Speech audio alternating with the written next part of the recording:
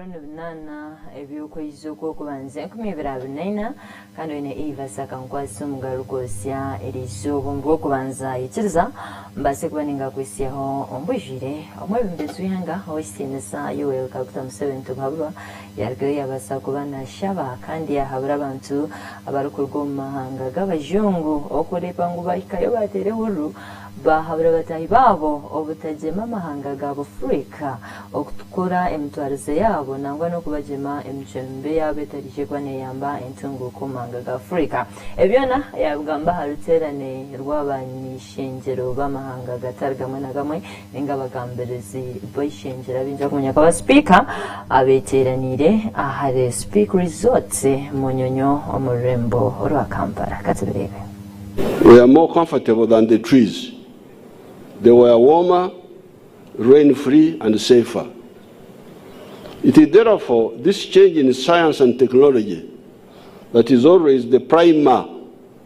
This word primer, we use it in the army to mean a provocator, initial provocator. You can call it the initiator, the primer of socio-economic transformation. However, along the way, another oppression to man added itself. The original problem of man was oppression by nature.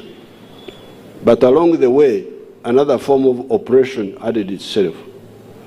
That was oppression of man by fellow men. What is the form of this oppression? It is in the form of the wars of aggression. To kunyaga in our language means to loot.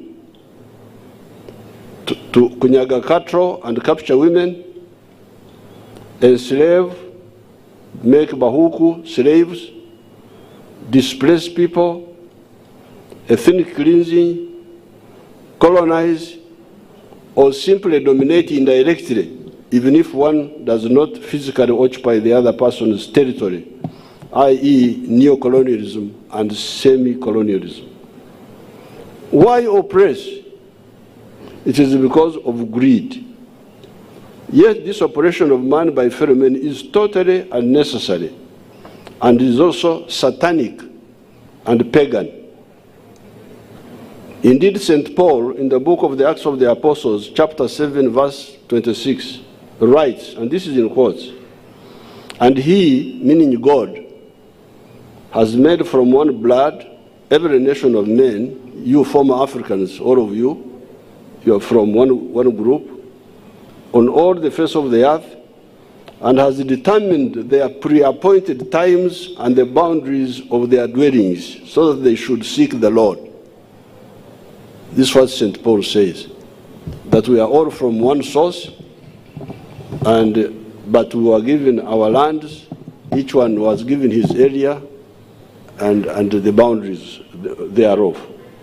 Therefore, for true believers, imperialism and colonialism and expansionism by force were criminal and satanic. The present crisis we have in the Middle East could be traced back to Roman imperialism when at Masada they dispersed the Jews. Those who know that history know what happened, how the Jews rose up against the Romans and they were dispersed. This Masada was AD 70.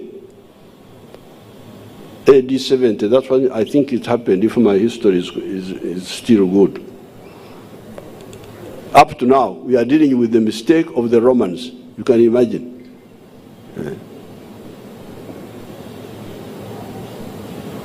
What were the Romans doing in the Middle East? The present crisis, the first white man to come through our areas was Huntington Speke.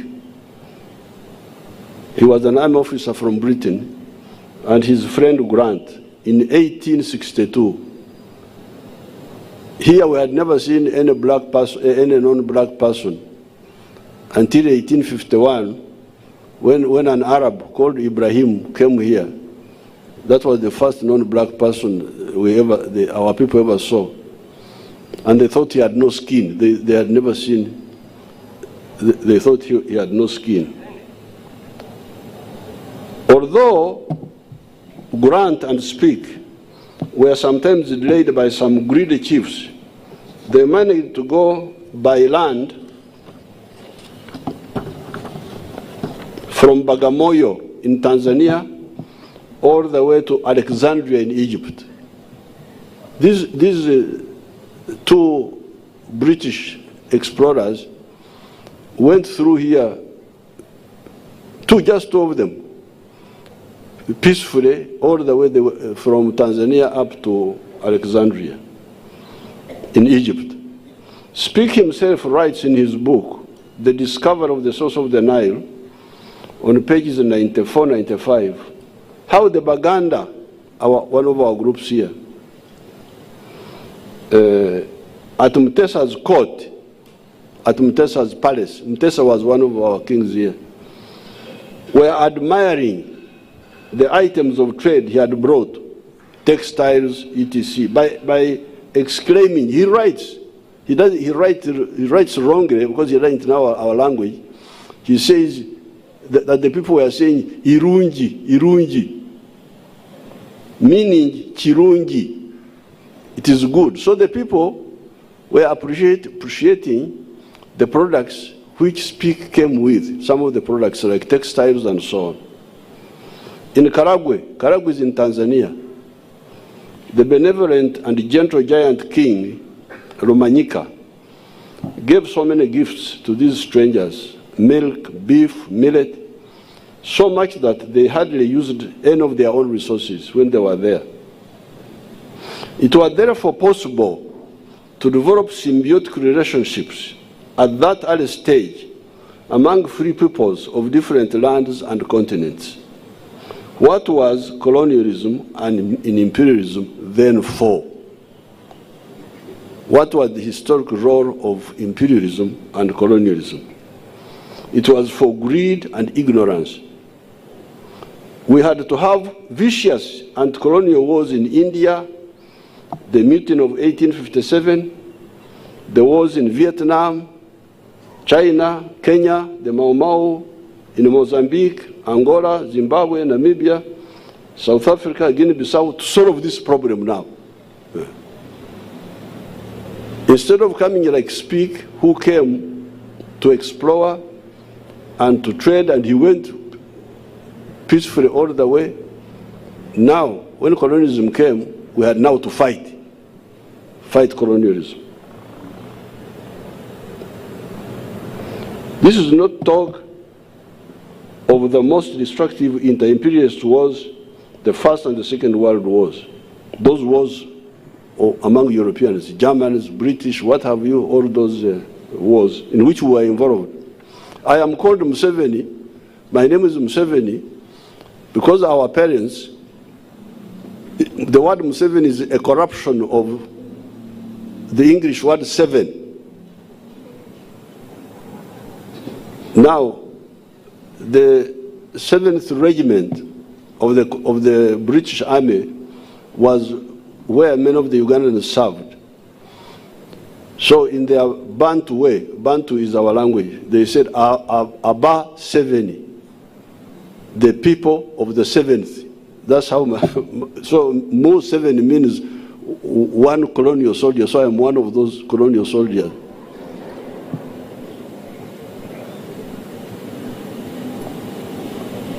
Because I was born in 1944, when the first veterans of that colonial, those intercolonial wars were coming back.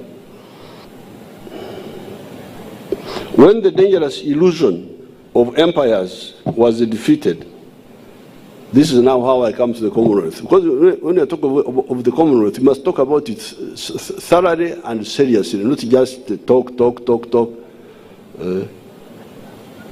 When the dangerous illusion of empires was defeated, the elders of the countries that had been part of the British Empire decided not to throw away completely some aspects we had got from the British. The English language. The English language is a captured property.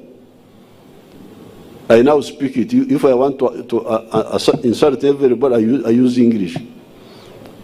But it was brought by the British and we captured it here and kept it. And it's good because you can, when I met Her Majesty, the Queen, on one of the occasions, I told her that the Commonwealth is one of the international meetings where I go and I don't have to have earphones to translate for me. I speak directly, although we speak in different accents, but you can hear what I'm saying. This is a very big advantage.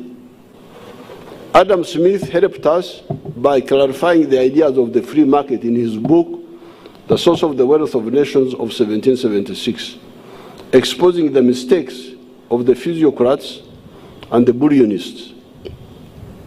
The former believed that agriculture is the only source of value, and the latter believed gold was the source of wealth. And Adam Smith helped the world greatly, and Europe in particular.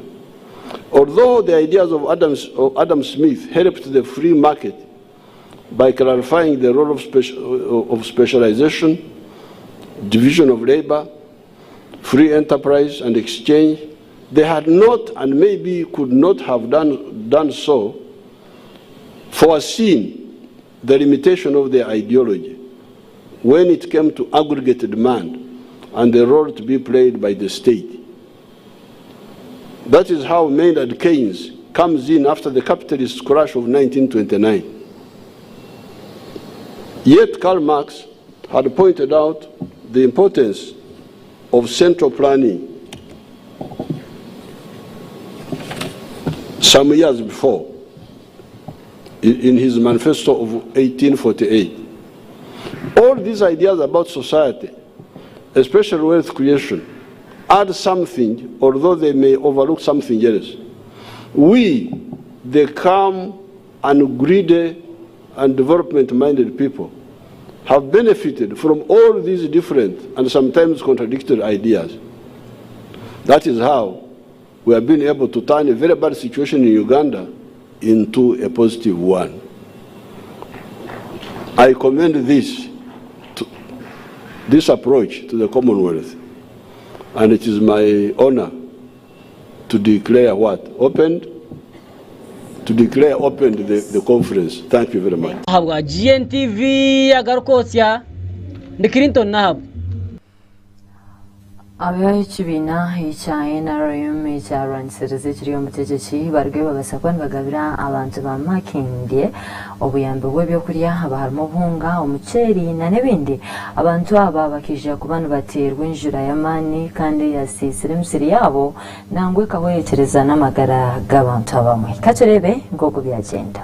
Bwanyuma y'enjura yagwize ekimama mu bicweka bya ndege Sabagabo muri Makindye ekasiga yahirika ebizimbe by'abantu bingi munonga abantu baferwa emisuburo yabo harimu n'ebintu byabo byingi birimunka sente kandi ekasiga yayitana abantu yabahwerekereza mbwenu bargayo baterra gavumenti omuranga bayinamirra kandi bayecurra barikugira ngo gavumenti eize abayambe konkati bararebere buyambe bwena kuruga ombebembezi babo mbwenu bamwe omurubakaonaho abahonde okwitwa ebyombeko hamwe n'ebindi byingi bargayo no kugira ekibashobora ensura kulumu yakubiri ngade rumu yakubiri afifeka abahonye babiri barabona bafu abaturaba bwanyuma yo kuterwa enzureji bakargaye bayeterra omuranga omuri batayi babo hamwe n'abanyabuzare abanyamukago ngobundi bakagira ekibabatambikirayo bafuna ecyo kurara nangwa n'ecyo kusibira ngobundi amagara gabo ngakagira okugatereramu. Omuntu yakena ngagenda yiza abaana bokukola okufuna ecyo kulya tosobola kubaleka ate ng'embeera mbi mazi ngomanyi nti abaana bange ngenda kusanga mukoka yabatutte ate ogenda ofuna ecyo kulya tetuli bulungi n'akamu. Mbwene eki kikargayo kyatera ibanja kandi hamwe n'omuzinya abanyishenjero abarikusitama omuri ministry ebyokwomeka hamwe na n'okupuranika eki niko abatura bakargayo bakekwasa emufureje emiferege eri kwigara kandi kabura kuyatwara amizi mbwenu emiferege jo ke kwigara amizi gizora emiferege jo gaterama gacheza kuterama gahirika ebyombeko byinji munonga ebiresire ebizibu omushweke cyo nico kimwe miyala tejina amazi gagenda wajula wonna amayumba gonna gajula emifaiso tukyalina kutusuza abaana etukyalina mmere kati kino ekyalo kyaffe tulinga abatayina nabakulembezi kwazi tuyisa tosanga nti omukule yabinji barukweta rwangisiriza kandi ekyo nekirukwemerwa mukuru w'ihanga rya Uganda His Excellency Yoweri Kaguta Museveni tubahaburwa kandi ogwenwe oruhemba ogwenzura bargayo no kuyamba abantu aba bargayo no kubahereza obuyambi mu byokurya ngo bundi bakagira okubagira amagara marungi. President Museveni yabibaweereza oluvanyuma lw'okulaba amawulire nga chairperson n'abatuuze be balaaja n'olw'amazzi ag'abakosa. Mbwenu bo abaturaba nuko kurgayo bakara abantu aba baruma bembezi ba government emfereje eri kubaraza emitima yona yarkangaratete obu ari kujyangwe emfereje jine bomoka bwanyuma yenzura kugwa ngo cyeza kubomoka amizi geshuka omazu gabo emfarasi y'abana babo yona eitwa amizi mbwenu nbaraganjire koma bari kujyangwe tubakine okuraza abana babo kandi nahante bayembataha amizi emfereje jone retaza kasasuro hamwe n'ebindi bintu bibi ebisuka ahantu aho iba kwihamizi iba rukujyanga nibabasha no kwihiramu oburwire oluzoro bagenda ne baleta amayinja nga bagenda ne bagamba bajeyo n'amalala bagoze naye lwayiwa amayinja twamala emyezi 3 nga twatuyina amazzi buli wogamba kagamba sinze envunanyizibwa amazzi gatunywamu ente zeganywamu bwe buzibu Bwenwe Henule Ruzinda ogunwe mushuganisa wa ofisi ya NRM hamwena n'abantu bo mucwekeki yargayo no kugira ecyashobora ari kubagira ngo government yangari ya Uganda kehurire umuranga gwabo ngo kujyanga barjeyo babayambe ngo kuba abembezi babo bakuname eva ko mu kusafaringa eva kunteekateeka y'abakozi ba gavumenti n'abakulembeze abali ku municipality kubanga singa omwalo ogwo gubadde gwakolwa bulungi nga n'amakubo gasalibwa bulungi ng'ebintu tubiteeka mu nkola ng'etteeka we liragira singa amazzi tegabakosa kandi we Juma Tamusuza ogunwishe nteko wecyareki yargayo yasima ofisi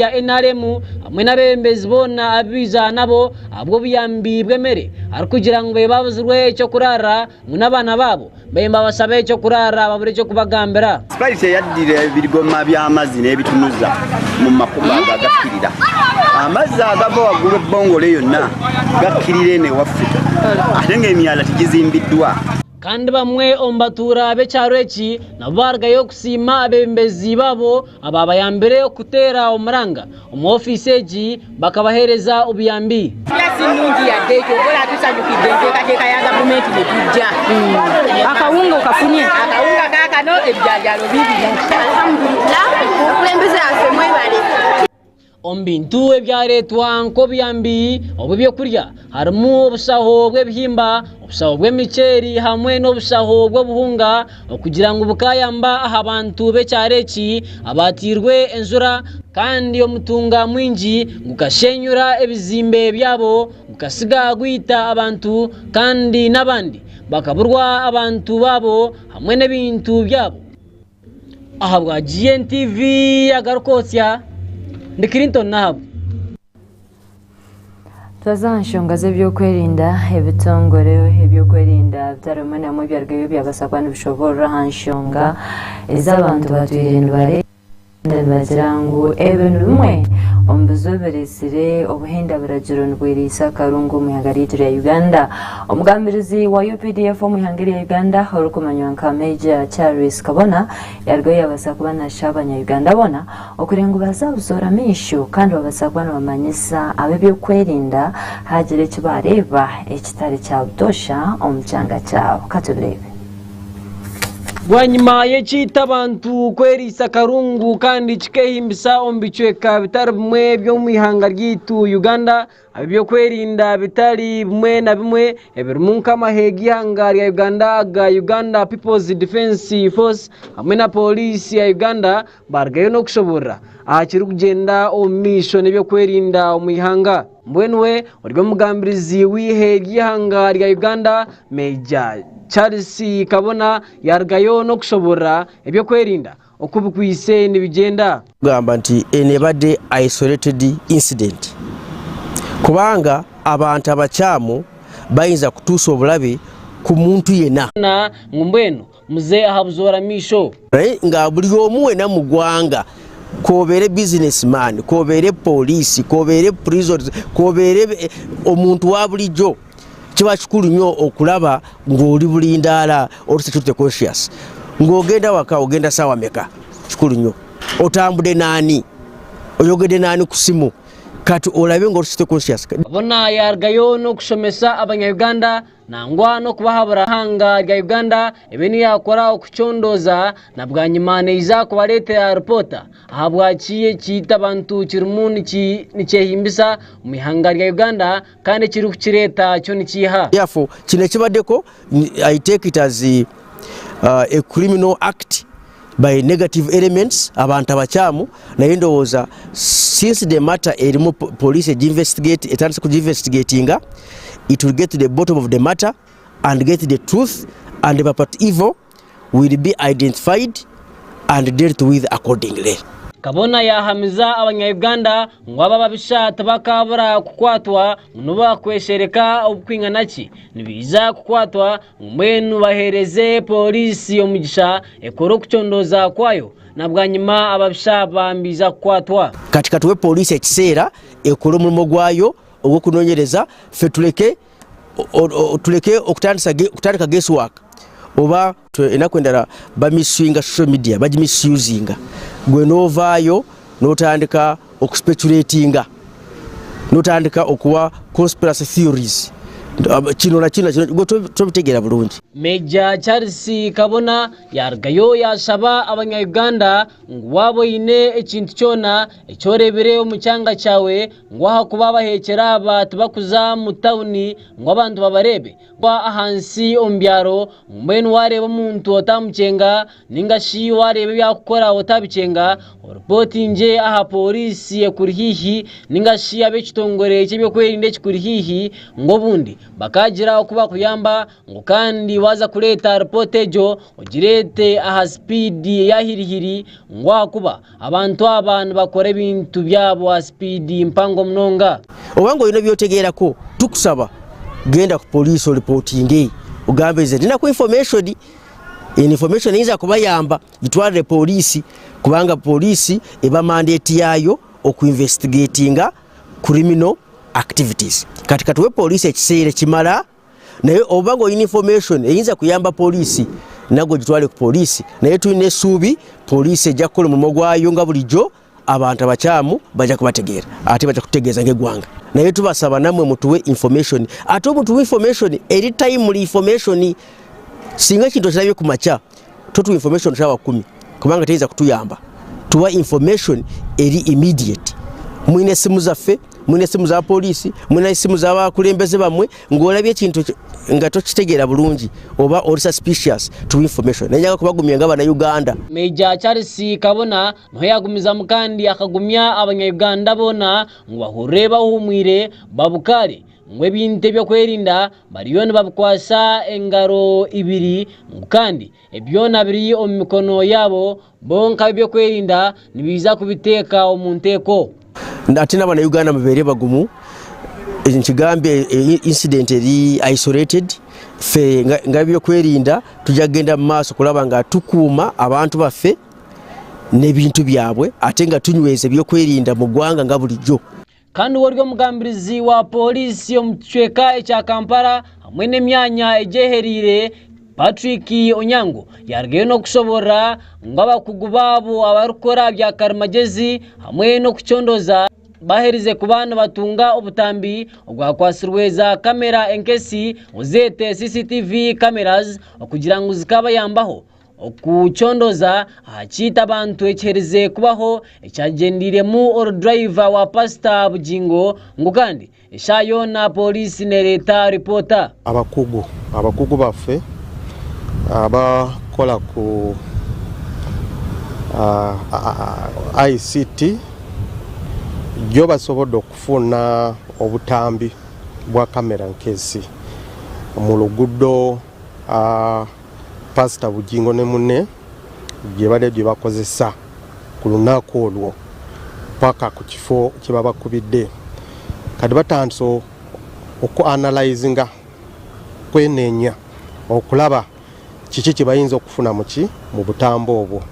Patrick Onyango agumize myashobora ngo abandi bakugu ombye kuchondoza na nokora za postmortem omwirwaro baherize ku bantu batwara amasasago okujangu bakachondoza nimbunduki kandi nibantuki abakolise embundeji okushoza amasasaga bakita abantu batali bamwe na bamwe. Ekyokubiri Directorate ya Forensic ya Police naye abakugu abasawo babakwasiza amasasi gwe bajje ku mulambo doing further analysis okulaba nti oba amasasi ago waliwo omundu gye bakozesa edda sometime back oba waliwo akakwate ku mundu gye tutera nnyo okola ki okulaba. Ahabwa GNTV AGARIKWOTSYA ndi Clinton nahabu.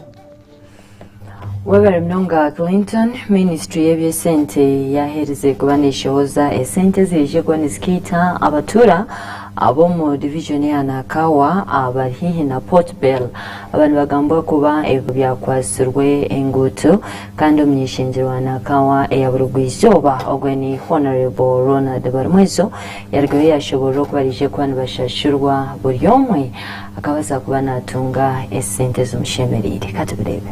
Kalifani tuze tubana projects nyingi nnyo eyasokera ddala nga nkyali meya yali KIDIP 1 ne KIDIP 2 nga World Bank etwa sente naye nga gavumenti y'eggwanga gavumenti yaffe ya Uganda ng'erina okuba nti nayo erwako n'ekitundu kyewaayo. Project ezagenda okuggwa nga gavumenti ya Uganda tetuukiriza bwayamu bwayo oba okulaba nti yo ecompensating abantu ettaka kubanga enguudo ezimu omuzaala twetaaga ozigaziya enguudo ezimu kutondebwawo kati nga nze meeya we natunulyanga gavumenti tefudde naye nga sente za World Bank looni egenda kutufa togge interest yeeyongera ne tusaba nti nedda ffe katwogerezeganye n'abantu batuwe ettaka tusobole okukola kyokuzimba enguudo era kyo kitwakola ne tukwandika consent era nitugenda nga twogerezeganye n'abantu nti bannaye twetaaga oluguudo kubanga wotadde oluguudo ttaka lyo oba ekizimbe ekyo ba property yo egenda kweyongera omutindo emirundi nga5 nesaba abantu baleme okubeera conservative. Omuntu ali conservative yabeera ne eka z'ettaka 10 naye nga talina kyakolako alimirako buyuniyuni.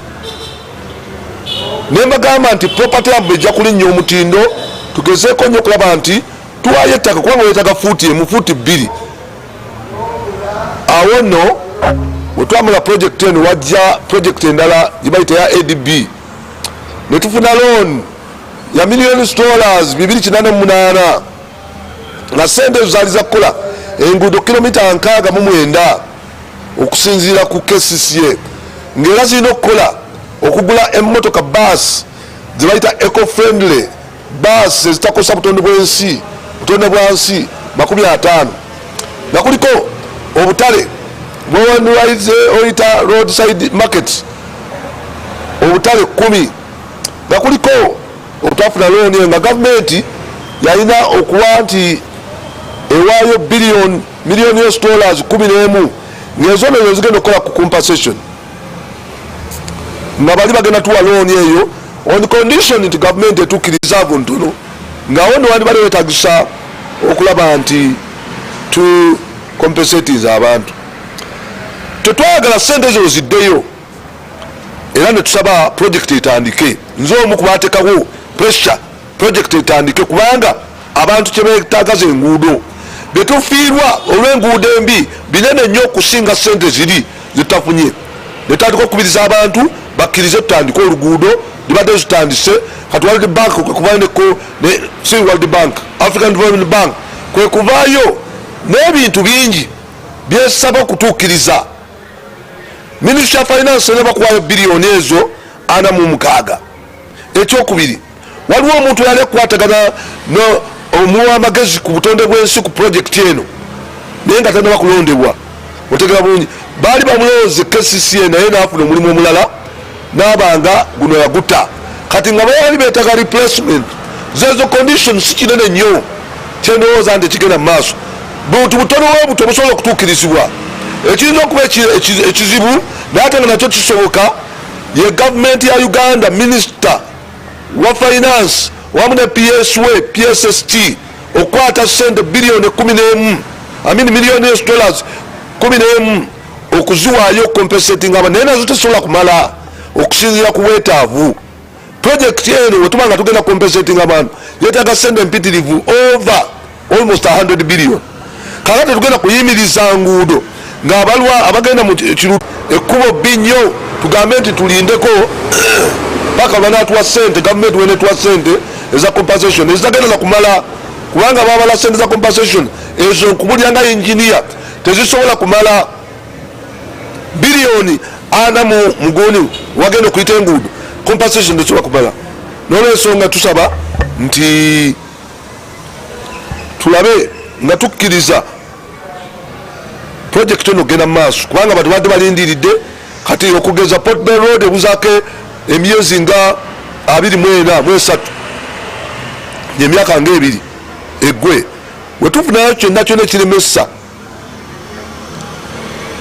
contract ogenda maaso ate ojja kwesanga nti contractor atufayinize ne sente ezisuka ku ezo yenna ayimiriza contractor kati ogenda maaso damages zetugenda okusasula zigenda kubeera nyingi okusinga ate sente ziri eza compensation. Awo n'okubiriza Ministry of Finance PSST okulaba nti alelizinga sente ezo ezetagisibwa ocompensating. Ekyokubiri nga KCCA erafuubana oku-employinga okuprocuringa services za environment office oyo eyetagisibwa ku project eno. By the way nze neewuunya n'okwewuunya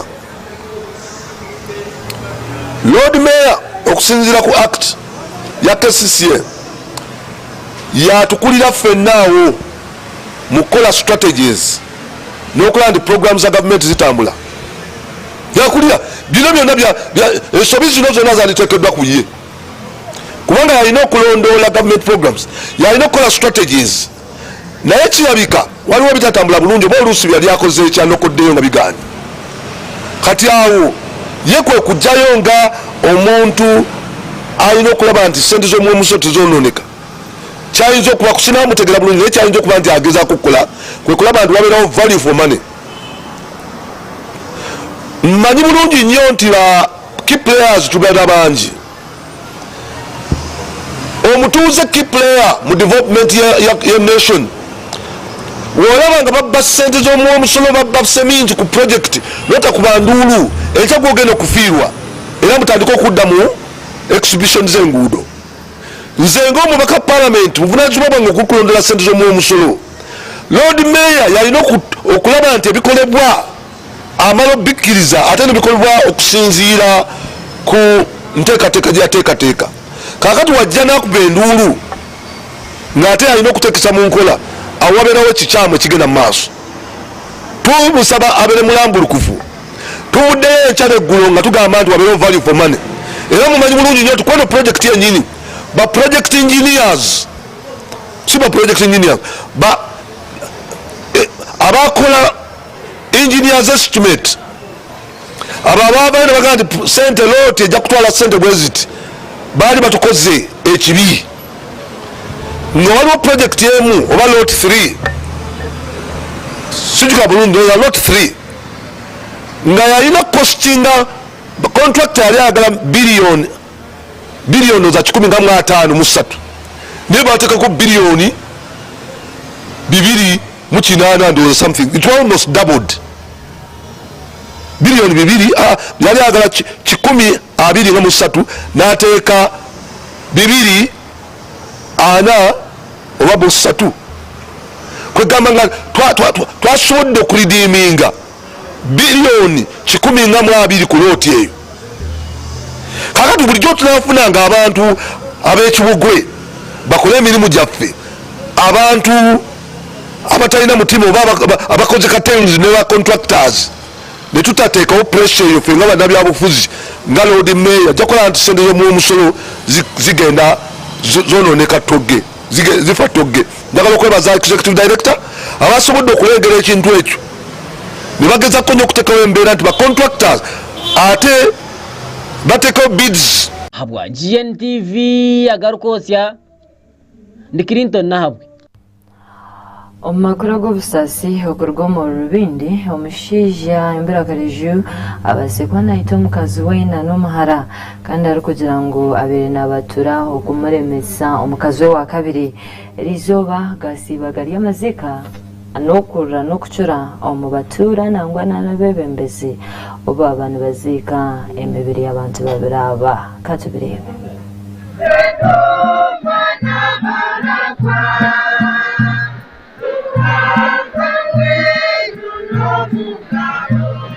Enkuyanja n'enkuyanja y'abatura omu kyaro ekirikumanka ekyansiika egiri kushangwa omugomborero y'antura omu Rukagongi nkatauni kanso bwate emikono base bagitiira aha mutwe nangwa hoona batiine bigambo bwanyuma y'okurugayo kandi hoona bakagwerwa akagwe omushaija nyishaija okurugayo akiita omwana nangwa n'omukazi wenyine owayeshweriire obwaba barikubatura okugira ngu nibamuremesa okugubana n'omukazi we wa kabiri.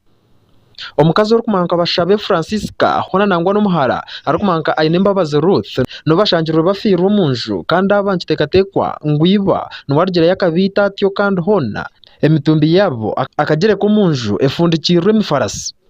Eryanyakazooba hoona gagari amarra obw'emibiri egi yaba eriyo neeshendekyerezebwa. Abebembezi ba district ya Mbarra okutwarira hamwe hoona bakwatanisa kandi batyo bayirundanira omwanya ogwo okubaasa kushendekyereza nangwa n'okwegyesa abantu oku bakubaasa kwehara obutabanguko bw'omu maka nk'obu ninga obw'amataka okugira ngu abaana ningashi abantu bakasigaza obusinge bareka kucwekyereza amagara gaabo omu kintu nk'eki.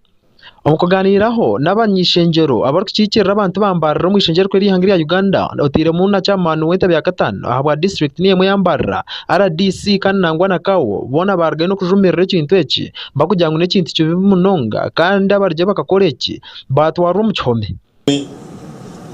Abantu ekitwika eki aha nanowanje kuri omu Karungu kashare tukaba twaziikireyo 8 nitwetenga embabazi z'omujuni. Abantu abashwerine bakundine reba hato ko bahendera mbana mwe muhumure ruhanga we niwakuza kuca omushango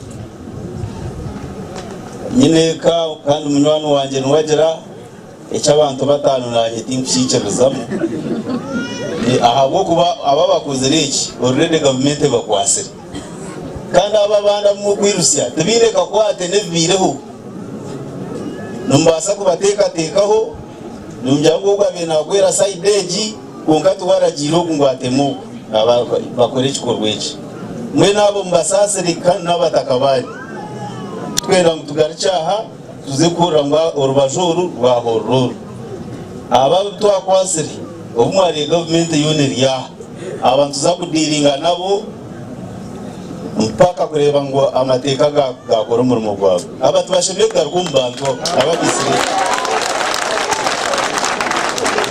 RDC nujya kunkwasa nore fayiro nuzifero kwabo kubura cyendegeza nenda kubagambira ngo iki fayiro nanye niza kugendegeza ogo bujuri zona ro kukibo ishemwe mureke twegarike abakazi bitu ntubakunda ni ukora hirwe watu baba kushwira nko wa kabiri kumisirizo manyengo ino wabira ro utakaza kudora nisabatu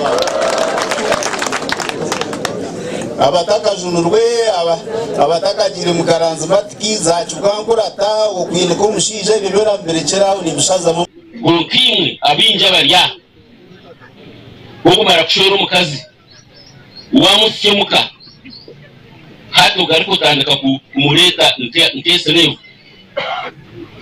achijara kugamba utandika kumubuza ngo ukijana ki gariko wani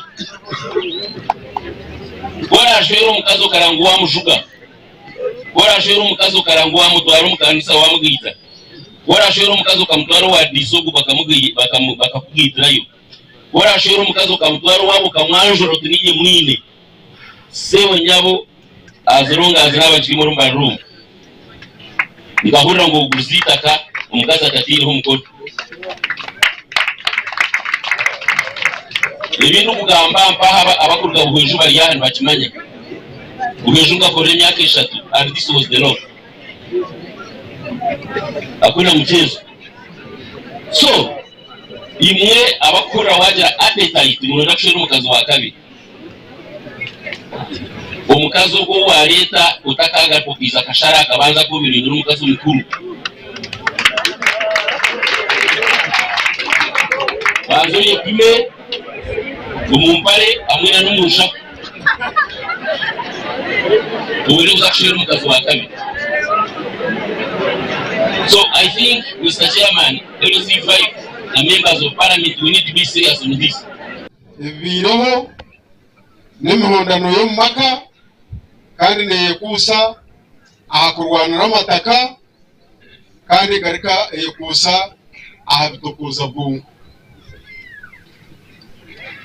mwene nishaba ngo buri nyine ko wawe we inenja go murutoke rwawe gendo gikure hati wawe inenja go murutoke rwawe gendo girota ugikure hati aho kubano za kugira tkambe ngine kandi niwe barakure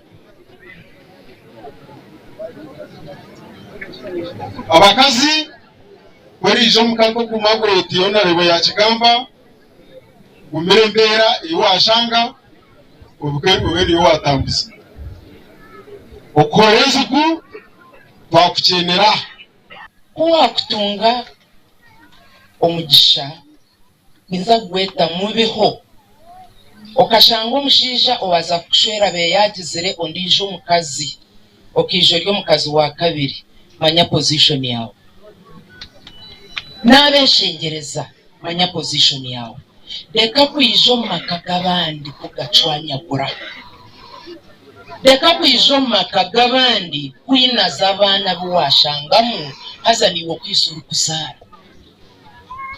echo choryo nokora buraba buti kiryahika abantu ba eshweke chingaheza kugera orukiko n'abakazi twashitamo mukereziyomu abarya habe nashitamere nimwe numanyebe nabagambire ninyenda kubagambira ngo okuronde sente ukahinga ibihimba byawe ukasharure debe 20 10 5 ukaguze sente omwanya gwo kwiyamwederesa yekiti okatamwe yekirahuri omwanya gwo gura siminti okiha amashomwawe okatera siminti okabingo bworo mwawe ngo sente uteno sitwaro umufumu kuroga mukaba no sitwaro umufumu kuroga neiba no sitwaro umufumu kandi umufumu kwabuza umutwara yaze heza kujya twoyisha sande rukwisha nako mbazi okukozese para we sando girota botakagira ngo nakweta ngo akwindura mbazi nakweta ngo rete sinde sinde turahamwe murga bitakuba kwataho mukore byanye byarahanga mugire muta mumurekere ihine cyo rukwisha kora shano kongera ubwo rumwawe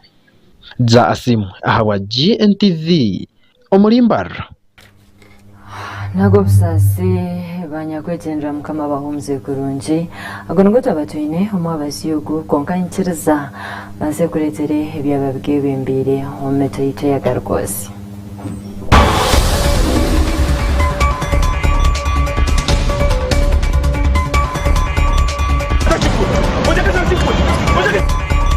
Rizoba Ministry y'ebye sente omuyangeri ya Uganda yahereza yo sente ezokita abantu abaferwe amataka gabo barukwenguto omunakawa Ministry of Finance ne bakuwayo biliyoni ezo 46. Ekyokubiri waliwo omuntu yali akwatagana omuwa amagezi ku butonde bw'ensi ku project eno naye nga tannaba kulondebwa. Ofisi y'ekigombe kya NRM yagabira abantu emere abatirwe enzura ekasiga yayate ebintu byabo byona bakaferwa nangwa n'abantu. Balise yaddira ebigoma by'amazzi n'ebitunuza mu makuba agakirira. Amazzi agava waggulu ebbongole yonna gakkirira ene waffe. Ate ng'emyala tegizimbiddwa. Nungi yadde ekyokola tusanyukidde enteekateeka ya gavumenti ne tujja. Akawunga okafunye? Akawunga kaakano ebijjanjalo bibino. Alhamdulillah, okulembeze yaffe mwebale.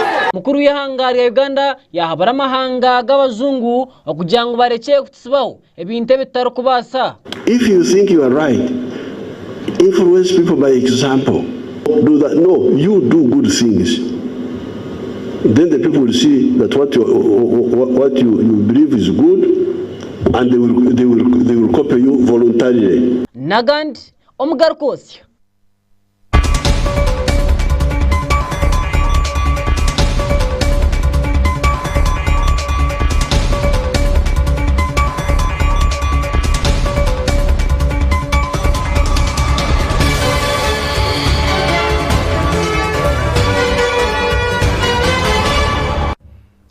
Kurukayo omuto yitwejo agongo twabatwenira omwabaziyogo kandi kyereza twasekwa tugahenderera program ya evening special nero kubane kurata hona Bishop Dr. Silas Tayewa and EVAS AKANKWASA barare kurunje.